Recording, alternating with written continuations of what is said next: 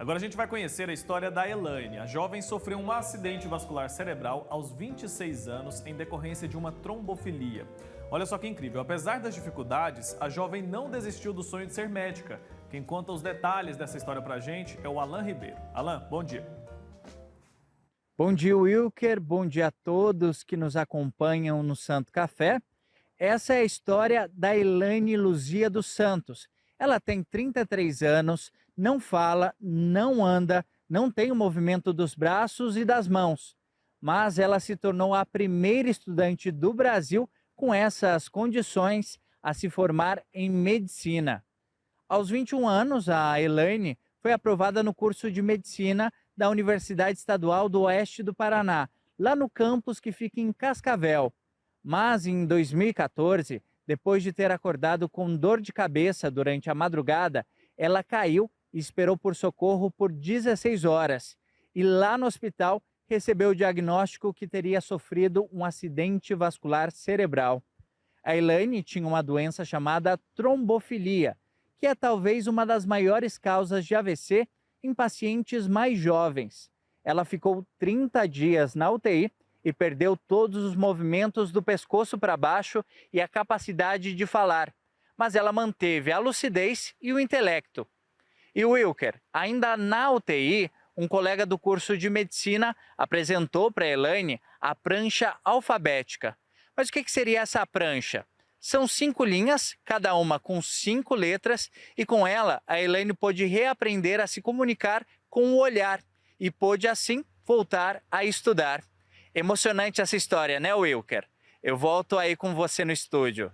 Tá ótimo, Alan Ribeiro, muito obrigado pelas suas informações. Emocionante mesmo, viu, gente? Olha, um grande exemplo de perseverança para todos nós também. E o Alan falou pra gente sobre o que causou esse AVC na Elaine. Foi uma doença chamada trombofilia. Apesar de ser uma das principais causas do derrame, ainda é pouco conhecida pela maioria das pessoas. A gente vai entender mais sobre a trombofilia agora com o Dr. Paulo Vitor Pérez. Ele é hematologista, está aqui comigo. Doutor, bom dia, seja bem-vindo. Bom dia, Wilker. Bom dia para quem está nos assistindo. Então, falando um pouquinho sobre as trombofilias. Na verdade, trombofilias não é uma doença em específico. Ela é um termo que se refere a várias condições que aumentam o risco de trombose. Tá? A gente tem tanto causas genéticas, ou seja, causas hereditárias, que o paciente nasce com elas, tanto causas adquiridas. Tá? Existem várias. Tá bom?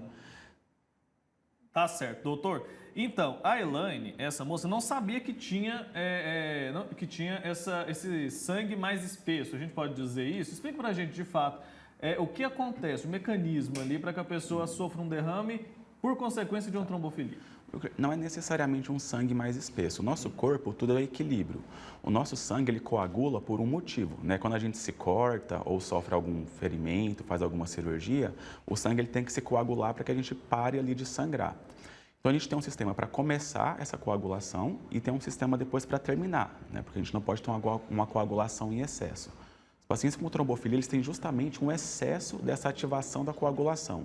É como se o sangue começasse a coagular onde não devesse, entendeu? Coagulasse sem que a gente tivesse uma necessidade ali. É mais ou menos assim que acontece. E a pessoa tem algum sintoma de que isso está acontecendo no corpo dela ou não? Infelizmente, na maioria das vezes, não. O primeiro sintoma vai ser realmente a trombose de fato, que é quando o coágulo se forma ali no interior do vaso e acaba obstruindo o fluxo sanguíneo.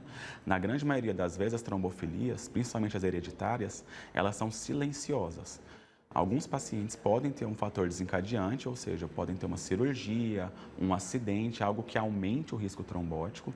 É muito comum também mulheres que têm trombofilia, né, nascem com a trombofilia sem saber e tem o primeiro evento trombótico depois de começar a tomar anticoncepcional oral, que é um outro fator de risco que também aumenta a trombose. Tá? Mas na grande maioria das vezes são doenças silenciosas que só se manifestam mesmo no primeiro evento trombótico, ou seja, assim que acontece a trombose. Entendi. Doutor, vou servir um café para o senhor, porque a gente está aqui no Santo Café, mais que justo, né, que a gente tome um café. Doutor, a questão da obesidade também pode ter relação ou não? Isso é um mito? Pode. A obesidade, ela seria o que a gente chama de uma trombofilia adquirida, ou seja, aumenta o risco de trombose é algo que você adquire, não é algo que você nasce com ela, tá? Vamos pensar como uma balança. Do lado tem o risco de trombose e do outro lado o risco de ser saudável. Cada coisinha vai colocando um peso a mais para o risco de trombosar. Então, trombofilia, você vai lá e coloca um pezinho a mais. Obesidade, vai lá e coloca outro. Tabagismo, vai lá e coloca outro. Uso de anticoncepcional. Então, quanto mais fatores de risco você for adicionando nessa pessoa, maior o risco dela vir a desenvolver uma trombose. Mais de 180 mil brasileiros por ano são diagnosticados ali com trombofilia, né, com essa condição. De que forma é feito esse diagnóstico? A pessoa pode, por exemplo, num exame de rotina, saber que tem esse problema? Não, infelizmente não. O diagnóstico das trombofilias, principalmente as hereditárias, ele requer exames genéticos ou exames mais específicos, que dosam algumas proteínas relacionadas ao nosso sistema de coagulação. Na grande maioria das vezes são exames um pouco mais caros e que não estão disponíveis em qualquer laboratório. Tá? Geralmente são capitais ou grandes centros que fazem os exames. A grande questão que a gente discute muito hoje é se tem algum valor fazer o exame profilático da população. O que os estudos mostram é que não tem grande valor sair testando as pessoas aleatoriamente.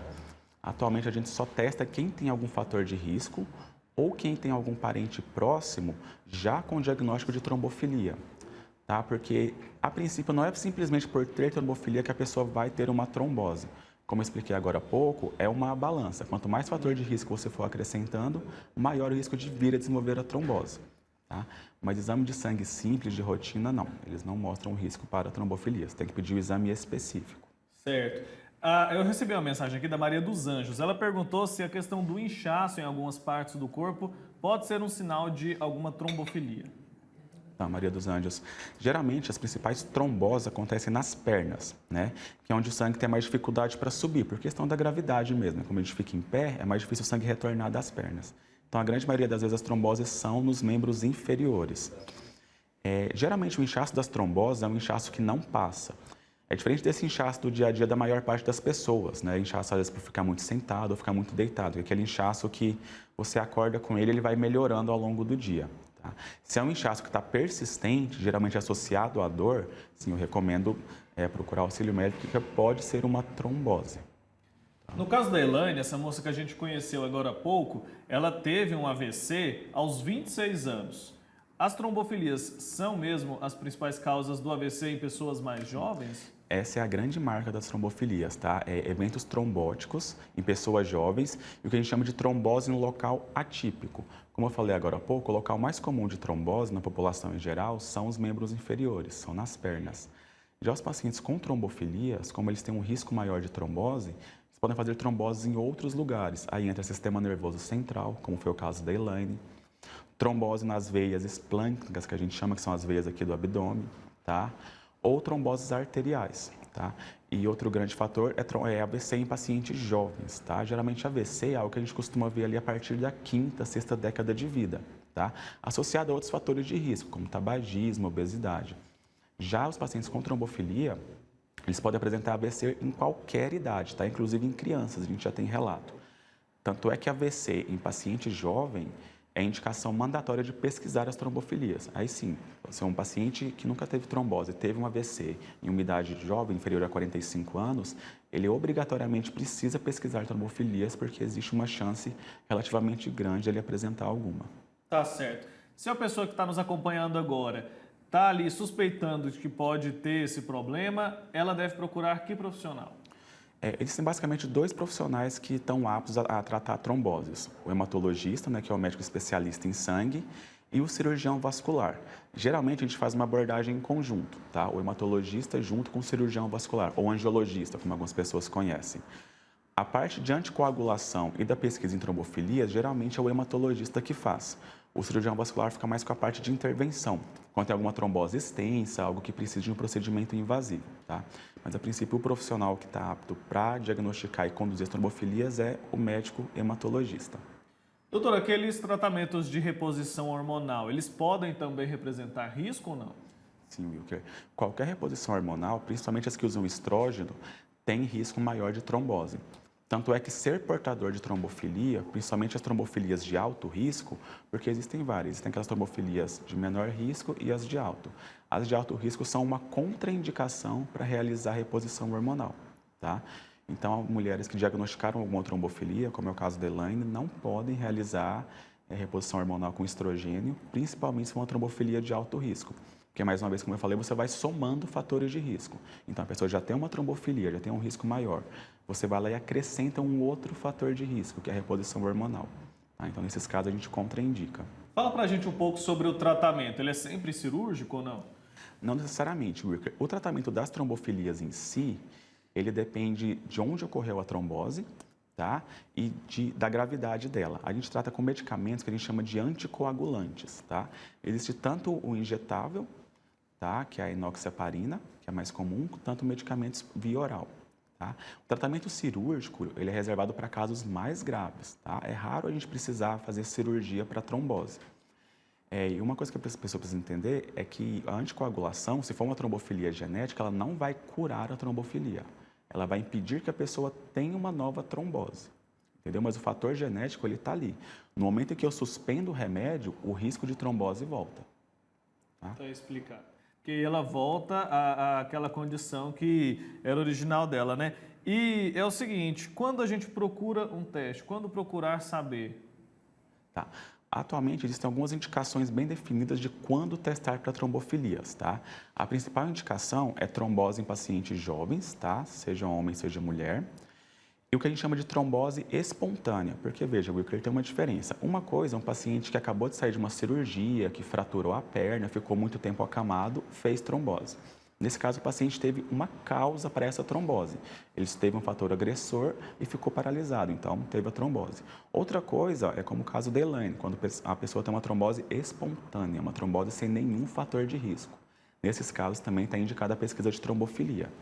E outra grande indicação é quando a pessoa tem histórico familiar de tromboses, ou seja, o paciente chega contando que a mãe, a tia tiveram tromboses, ou já tem algum familiar conhecidamente portador de trombofilia.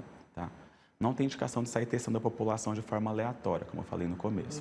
Realmente só nesses casos. Tá certo. Ficar parado, então, numa mesma posição pode ser um fator de risco. Pode, tá? O que a gente chama de estase, ou seja, ficar parado, é um grande fator de risco para trombose, tá? Viagens longas, principalmente aqueles voos longos de 12 ou mais horas, a gente sempre pede que o paciente levante, dê uma caminhadinha. Pacientes acamados em hospital, o paciente que sofreu alguma fratura e não consegue andar, tá? Porque, como eu falei, o sangue, quando ele fica parado, é mais fácil dele coagular, né? Então, por isso que a gente tem que estar sempre em movimento.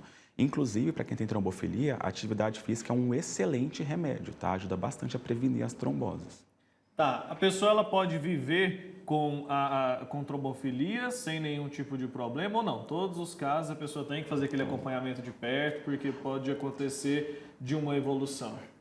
As trombofilias de baixo risco, que a gente chama, a maioria das vezes as pessoas costumam ficar assintomáticas. Só tem que ter um cuidado maior quando ela entra em algum outro fator de risco. Uma mulher que começou a gestar, um paciente que vai fazer alguma cirurgia, tá?